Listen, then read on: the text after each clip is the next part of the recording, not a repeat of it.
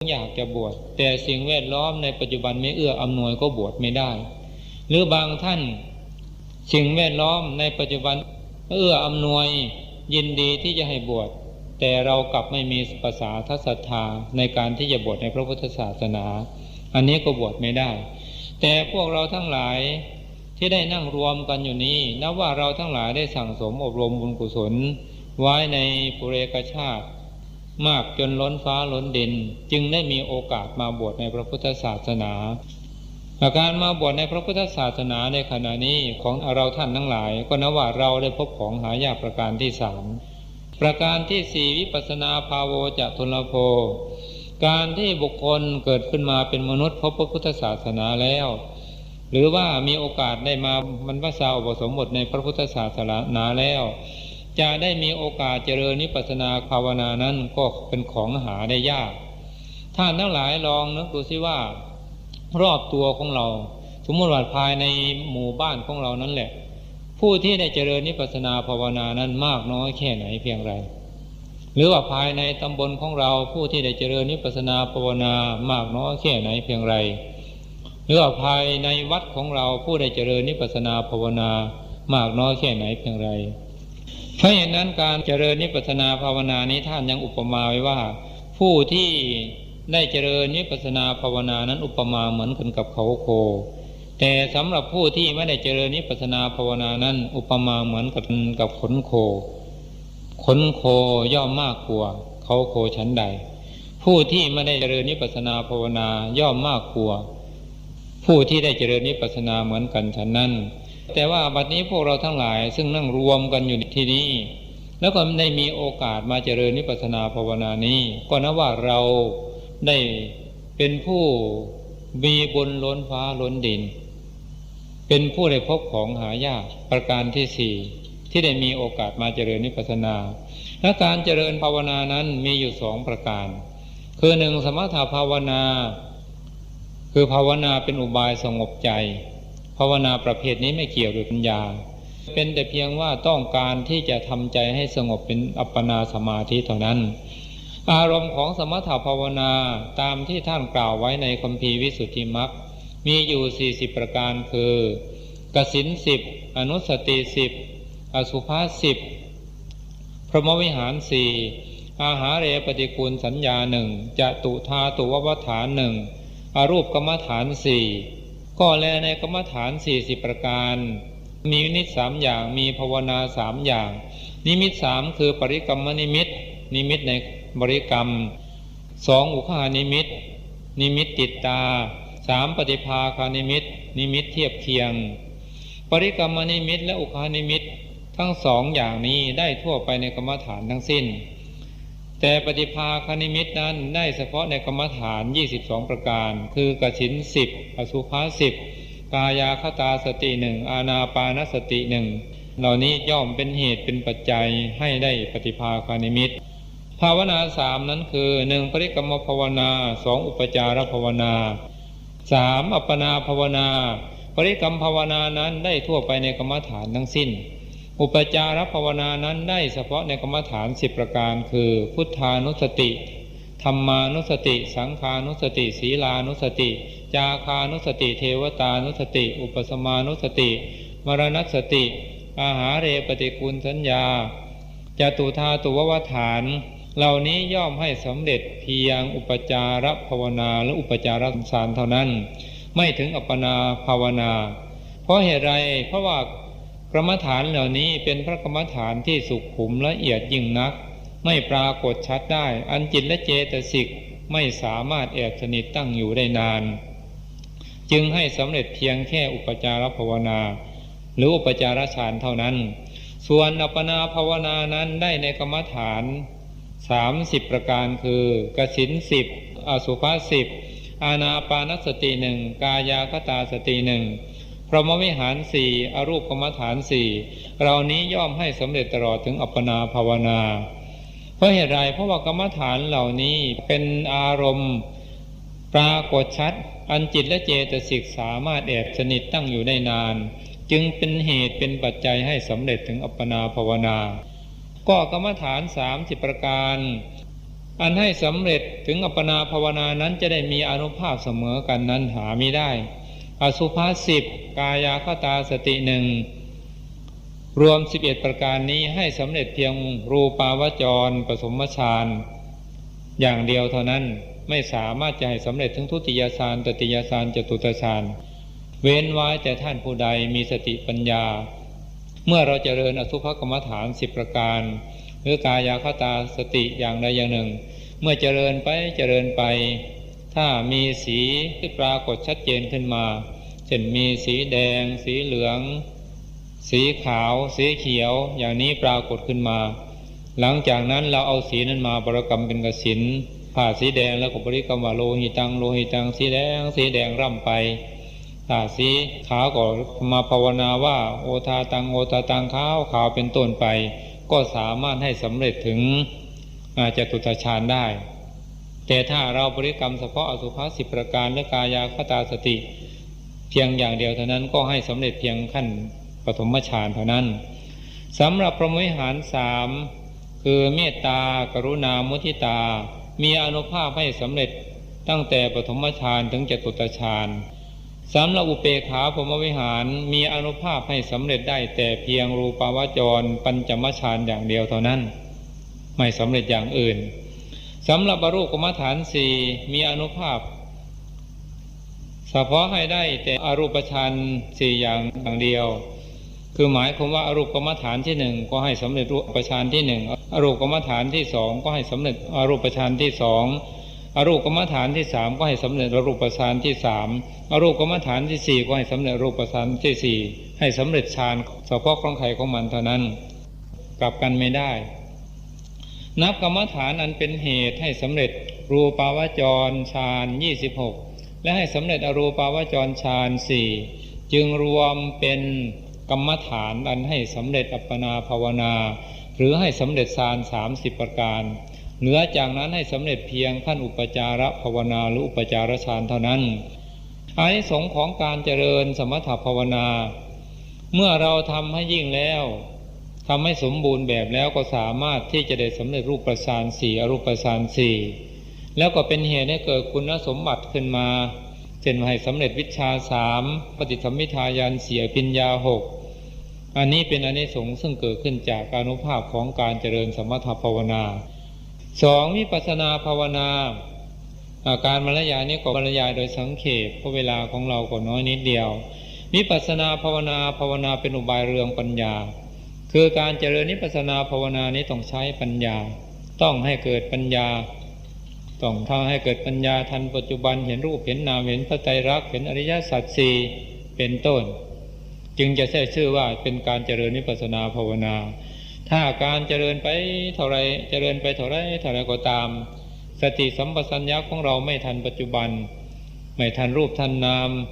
ไม่รู้ว่าอะไรเป็นรูปเป็นนามไม่รู้ว่าอะไรเป็นอนิจจังทุกขังอนัตตาไม่รู้อริยสัจทั้ง4แม้เจริญเท่าไรก็ตามก็ไม่จัดว่าเป็นวิปัสสนาภาวนาอารมณ์ของวิปัสสนาภาวนานั้นคือขันธ์5อายตนะ12ธาตุ18อินทรีย์22ปฏิจจสมุปบาทอันนี้เป็นอารมณ์ของวิปัสสนาภาวนาแต่เมื่อสรุปลงแล้วก็ได้แก่รูปกับนามนั่นเองย่นเข้าในเวลาประพฤติปฏิบัติก็ได้แก่อาการของอาการยุบเป็นต้นนี้เป็นอารมณ์ของวิปัสสนาภาวนาที่การเจริญวิปัสสนาภาวนาอานิสงส์ของการเจริญวิปัสสนาภาวนานั้นย่อมเป็นเหตุเป็นปัจจัยให้รู้แจ้งแทงตลอดซึ่งสภาวะความเป็นจริงของธรรมชาติคือสิ่งใดมีอยู่เป็นอยู่อย่างไรก็สามารถที่จะรู้สิ่งนั้นตามธรรมชาติของมันเช่นเรารู้สังขารทั้งหลายทั้งปวงที่มีใจครองก็ดีไม่มีใจครองก็ดี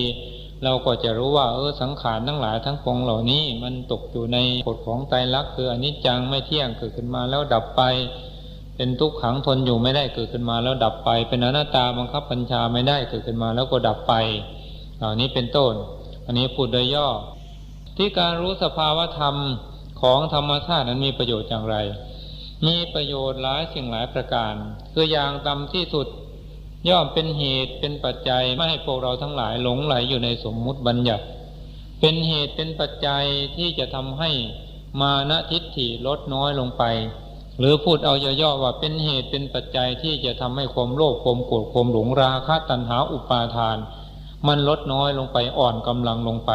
ทั้งที่เรายังไม่ได้บรรลุอริยมรรคผลขั้นไหนนั่นแหละ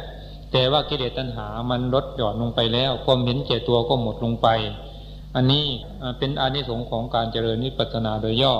ที่อย่างสูงที่นี่ย่อเป็นเหตุเป็นปัจจัยให้ผู้ปฏิบัติได้สำเร็จเป็นพระโสดาบันเป็นพระสกิทาคามีเป็นพระอนาคามีและได้สำเร็จเป็นพระอรหันต์นี่เป็นอานิสงส์ของการเจริญวิปัสสนาภาวนาท่านทั้งหลายเมื่อกล่าวมาถึงนี้ท่านทั้งหลายอาจจะมีความข้องใจสงสัยอยู่ว่าหลวงพ่อบัดนี้พระศาสนาก็ล่วงเลยมาตั้ง 2,000 กว่าปีแล้วยังจะมีพระอริยบุคคลอยู่หรือยังจะมีพระอรหันต์อยู่หรือท่านทั้งหลายอาจจะสงสัยอย่างนี้ก็ได้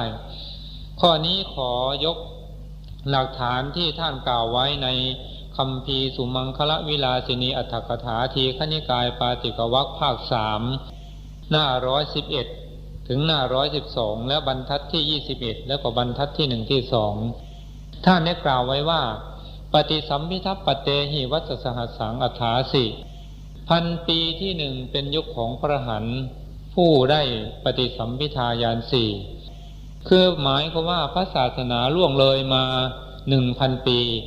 ในช่วง 1,000 ปีนี้ถ้าผู้ใดเจริญวิปัสสนาภาวนาได้สำเร็จเป็นพระอรหันต์แล้วหากว่าเราได้สั่งสมอบรมบุญกุศลไว้ในปุเรกชาติก็สามารถที่จะได้บรรลุปฏิสัมภิทาญาณสี่ด้วยปฏิสัมภิทาญาณสี่นั้นคือธรรมปฏิสัมภิทาแตกฉานในธรรม 2. อัตถปฏิสัมภิทาแตกฉานในอัตถ 3. ปฏิภาณปฏิสัมภิทาแตกฉานในปฏิภาณ 4. นิรุตติปฏิสัมภิทาแตกฉานในนิรุตคือภาษาคือรู้วิธีพูดให้ผู้อื่นเข้าใจได้ง่ายๆนี่สามารถเกิดขึ้นได้ 2. ในสารพิญเยหิวัสสหัสสังพันปีที่2เป็นยุคของพระอรหันต์ผู้ได้อภิญญา 6คือหมายความว่าพระศาสนาล่วงเลยมาถึง 2,000 ปีช่วง 2,000 ปีนี้ถ้าผู้ใดมาเจริญวิปัสสนาภาวนาได้สำเร็จเป็นพระอรหันต์แล้วสามารถที่จะยังอภิญญา 6ให้เกิดขึ้นได้หากว่าเคยสั่งสมอบรมบารมีไว้แล้วในชาติปางก่อนคือสามารถแสดงฤทธิ์ได้สามารถได้หูทิพย์ได้ตาทิพย์รู้วาระจิตของผู้อื่นระลึกชาติผลหลังได้รู้วิธีทำอาสวะให้หมดไปจากขันธสันดานอภิญญาทั้ง6ประการนี้สามารถเกิดขึ้นได้ 3. เตวิเชหิวัสสหัสสังพันปีที่3เป็นยุคของพระอรหันต์ผู้ได้วิชา3คือหมายความว่าพระศาสนาล่วงเลยมาถึง 3,000 ปี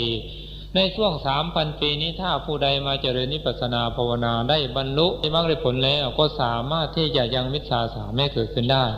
วิชา3ประการนั้นคือ 1. บุพเพนิวาสานุสติญาณปัญญาระลึกชาติผลหลังได้ 2. จตุปาตญาณปัญญารู้จักการเกิดการจุติของบุคคลอื่นหรือสัตว์อื่นคือรู้ว่าผู้นี้เขามาเกิดที่นี้ด้วยบุญกรรมอะไรทำให้เขาอำนวยให้เขามาเกิดในภพนี้ชาตินี้ผู้นี้ตายแล้วเขาเป็นที่ไหนสามารถที่จะรู้ได้ 3. อาสวัคยญาณปัญญารู้จักทำอาสวะให้สิ้นไปวิชาทั้ง3ประการนี้สามารถที่จะเกิดขึ้นได้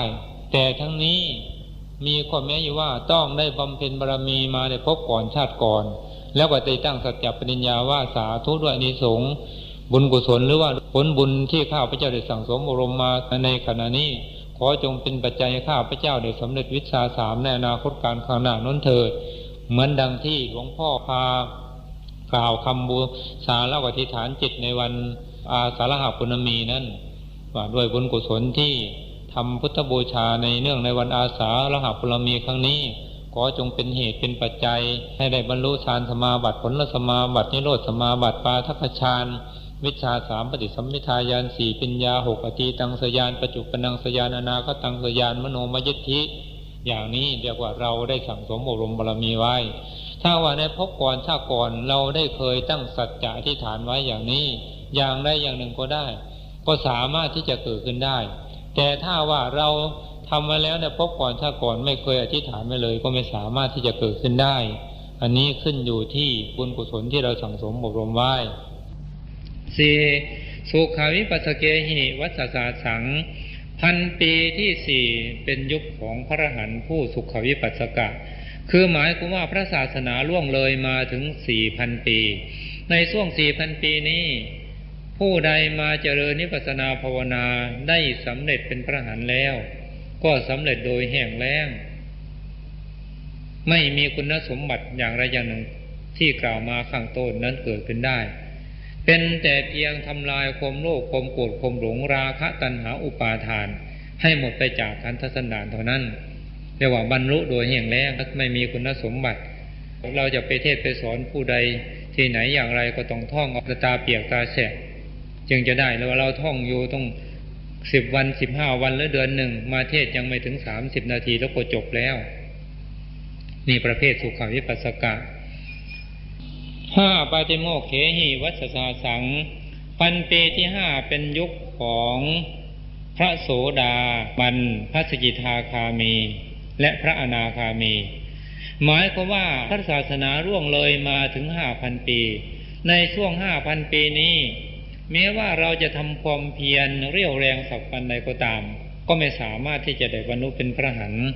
เป็นแต่เพียงว่าให้สำเร็จเป็นพระโสดาบันพระสกิทาคามีและพระอนาคามีเท่านั้น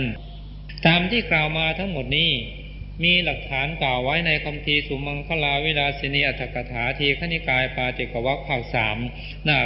111ถึง112และบรรทัดที่21แล้วก็บรรทัดที่1ที่2ท่านกล่าวไว้เป็นหลักฐานอย่างนี้เหตุนั้นก็ขอให้ท่านนักปฏิบัติธรรมทั้งหลายอย่าได้ชะล่าใจตามตำรับตำราในหนังสือที่เขาแต่งขายวางขายตามแผงขายหนังสือสนามหลวงบ้างตามร้านขายหนังสือที่อำเภอโน้นบ้างที่จังหวัดนี้บ้างอันนั้นเป็นการแต่งขึ้นมาโดยที่ไม่เข้าใจถ่องแท้ในเนื้อหาสาระของธรรมะไม่ได้